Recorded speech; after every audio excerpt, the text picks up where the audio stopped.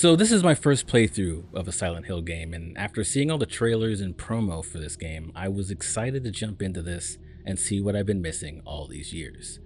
What I'm learning is that this specific entry is quite a bit of a departure from the rest of the series in terms of its approach.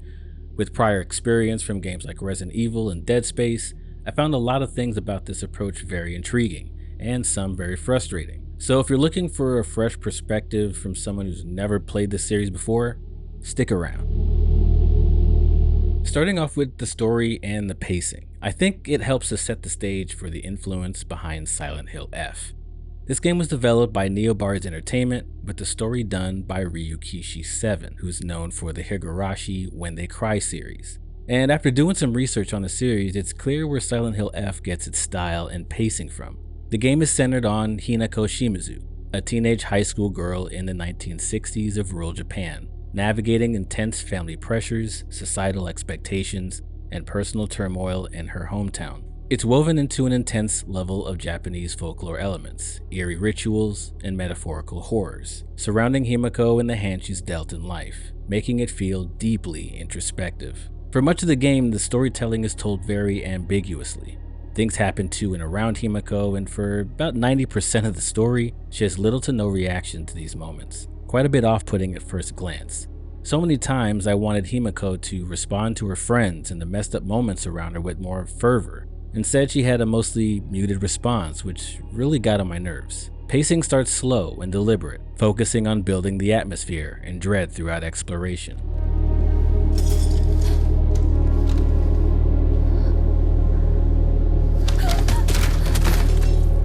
It continues to build more tension and more intrigue, mixed with levels of just straight weird for 12 hours, never answering any of the questions I've been asking since the very beginning of all this.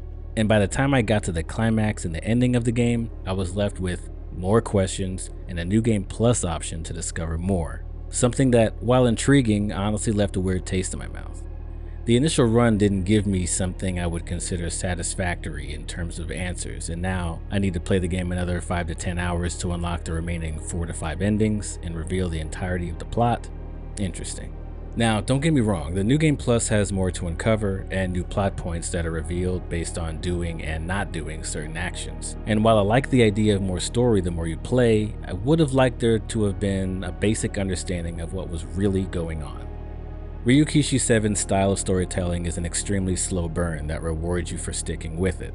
The typical rise and fall, conflict to resolution structure isn't exactly present here. Instead, the conflicts are slowly layering on top of each other, transitioning from one to the next, and you're constantly asking the same questions: what and why. It's like holding your breath for 12 hours with little moments of release to ease the tension here and there. It's not a satisfying style of pacing, and the multiple playthroughs to uncover it all is a bit much on the surface, but the intrigue is definitely there.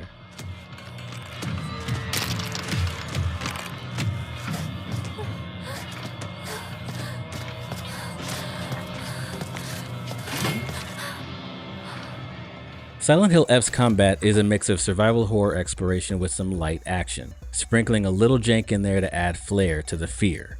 It's not super fast paced, but there is a layer of frustration built into the combat to make things interesting.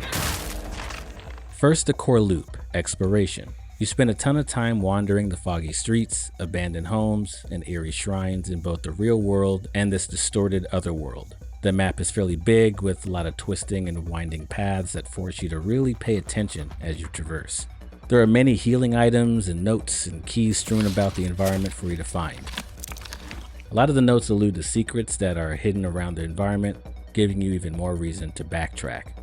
Weapons are fairly scarce in the beginning, and they each have durability associated with them, so you will find yourself making quick decisions whether to fight certain enemies or maneuver around them. You do not get any rewards for dropping enemies, just the satisfaction that one less enemy will be getting in your way towards exploring the environment. As with most horror titles, finding keys or key items will push you through the story, and Silent Hill F is no different here. It's tense in the beginning with a large focus on jump scares. I found the further I progressed and the more equipped I became, the less scary the game became in the later half.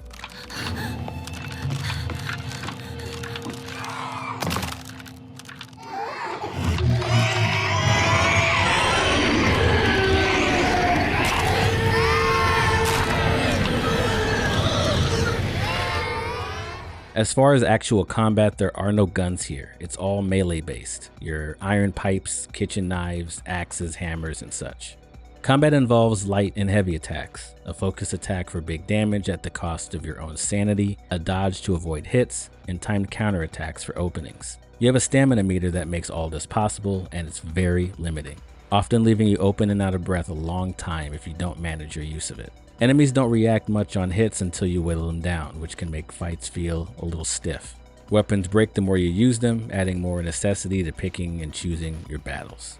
You will find toolkits lying around that can fix your weapon's durability, but they are scarce.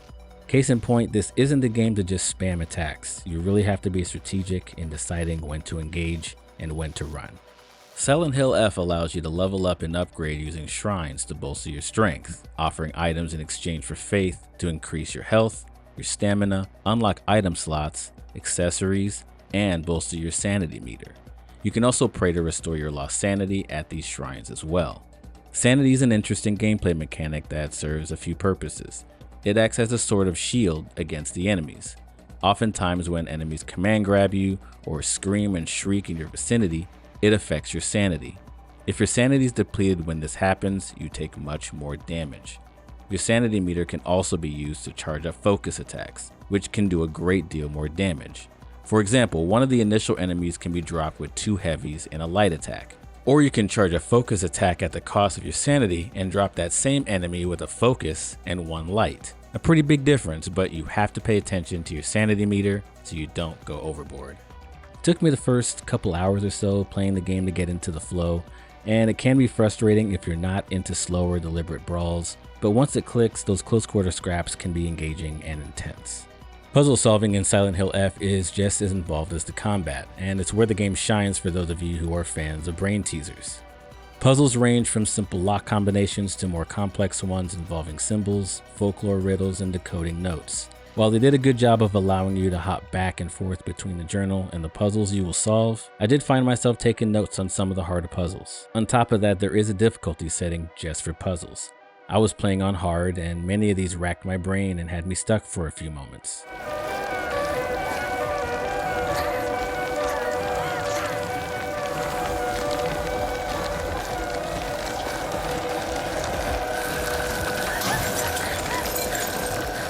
Overall fun factor, it's immersive and tense in the first half of the game.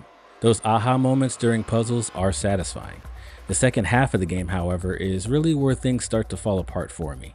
As the story keeps evolving and not providing any real clarity, enemies eventually present themselves in larger numbers, which ultimately throws a wrench in what makes the combat mostly serviceable. The combat has a sweet spot taking on up to 2 enemies at a time, I would say, and more than that, for me, really destroys the fun factor. The combat system is just not made to handle groups higher than 2 very well. You have more things working against you than in your favor, and it feels absolutely miserable in some parts of the last 3 hours of the game. Now, there is an ability you get that handles crowd control really well in the late parts of the game. It does make combat quite a bit easier when you have access to it, but it's not an ability you consistently have access to. Shifting to the art direction, I was really blown away by how visually striking this game is. The 1960s Japanese rural setting pops nicely with clean textures on clothing. Wood, stone, and water effects look amazing. The dilapidated town transitioning into a flower-ridden nightmare adds so much to the atmosphere. I mean, keeping it real, Silent Hill F is one of the nicest looking horror games I've played. Character models, especially Hinako, are detailed, while monsters have a folklore-inspired, horrific look that's really twisted and evokes real unease. Lighting and fog effects are very well done here, adding to the tense vibes. I mean, I was playing the game on a base PS5 in quality mode, and I noticed very little in the way of stutter or frame drops. I did see some noticeable pops here and there, but really nothing overly distracting. 守りたいよ。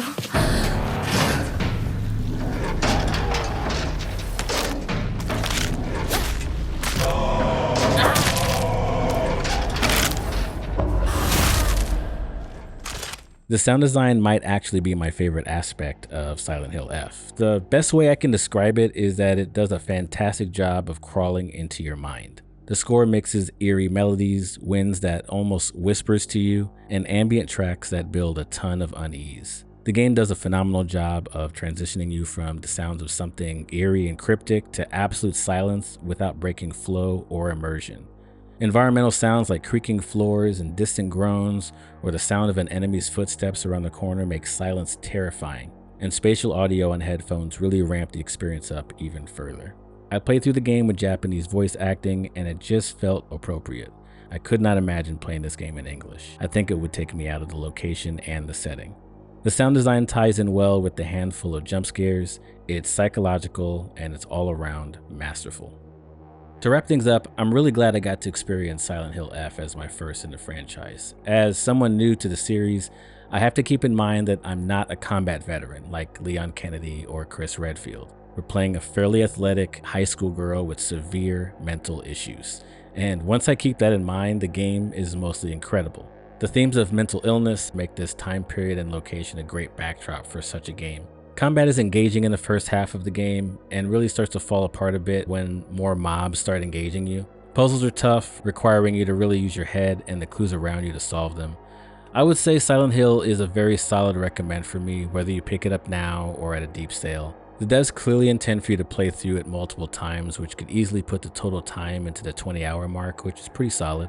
And I wonder if another Silent Hill will be made in this vein. I'm definitely looking forward to playing Silent Hill 2 Remake now. I hope you found some value out of this video, and if so, I would very much appreciate a like and subscribe from you to share this perspective with others. Let me know if you're playing this game right now or if you plan on it in the future. If you have any questions on anything around Silent Hill F, please leave a comment below. Follow me on X where I share my thoughts on all things games, and I will see you in the next video.